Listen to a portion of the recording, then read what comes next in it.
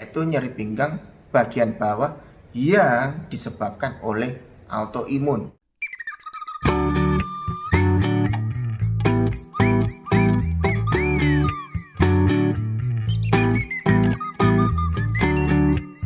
Halo teman-teman, sehat saya. Jumpa lagi saya dengan Dr. Arya, spesialis saraf magister kesehatan yang berada di Kota Solo. Salam sehat bahagia. Kalau tidak sehat, tidak bahagia dong. Untuk kali ini saya akan membahas adanya sakit pinggang mempunyai banyak jenis dan faktor penyebabnya. Salah satunya diantaranya yang kita sebut dengan ankylosing spondylitis, yaitu nyeri pinggang bagian bawah yang disebabkan oleh autoimun. Sudah terbukti ada peran dari faktor genetik, yaitu gen HLA-B27. Gen itu meningkatkan risiko penyakit rematik. Hanya saja tidak semua orang dengan gen HLA-B27 pasti mengidap ankylosing spondylitis. Gejala awalnya umumnya sakit pinggang. Salah satu cara untuk mengetahui seseorang memiliki gen HLA-B27 atau tidak adalah lewat pemeriksaan darah di laboratorium. Kebanyakan pasien dengan ankylosing spondylitis tidak menyadari penyakit itu sehingga akhirnya memeriksakan diri ke dokter dalam kondisi yang cukup parah. Kondisinya bisa berupa sakit pinggang yang telah berkepanjangan hingga mengalami gangguan fungsi gerak. Ankylosing spondylitis termasuk kelompok penyakit rematik yang disebabkan oleh autoimun.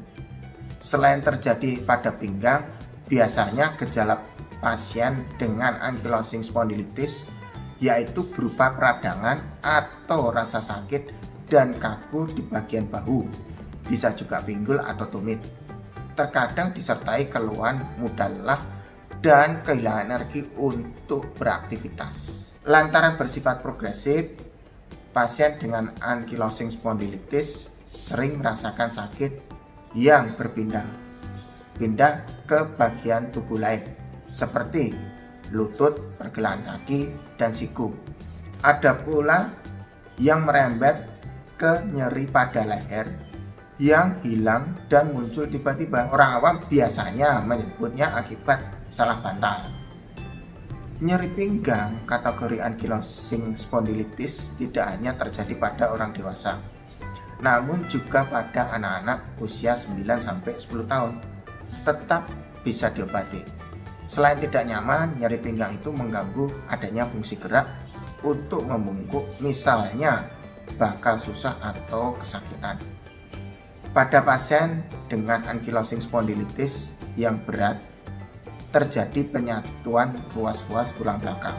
Khususnya kaum pria berisiko lebih besar terjadi atau terkena ankylosing spondylitis dibandingkan wanita. Umumnya gejala mulai timbul pada usia 15-45 tahun. Belum ada data yang pasti mengenai jumlah penderita ankylosing spondylitis di Indonesia. Sementara itu, berdasarkan sebuah survei, jumlah penderita ankylosing spondylitis di Asia Tenggara sekitar 0,2%. Ada 2 dari 1.000 orang mengalami ankylosing spondylitis. Nyeri pinggang pada ankylosing spondylitis tidak bisa disembuhkan. Meski begitu, berbagai pengobatan dan terapi mampu mengurangi sakitnya. Pasien dengan ankylosing spondylitis harus berusaha memperbaiki tubuh dan mengubah kebiasaan saat mengangkat barang, makan makanan segar, dan berhenti merokok.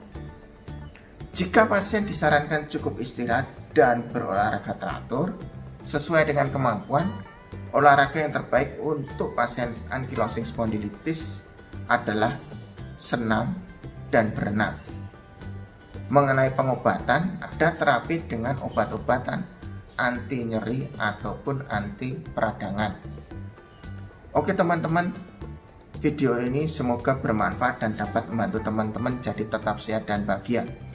Jangan lupa klik like and subscribe agar mendapatkan video-video terbaru dari saya berikutnya. Salam sehat bahagia. Matur nuwun.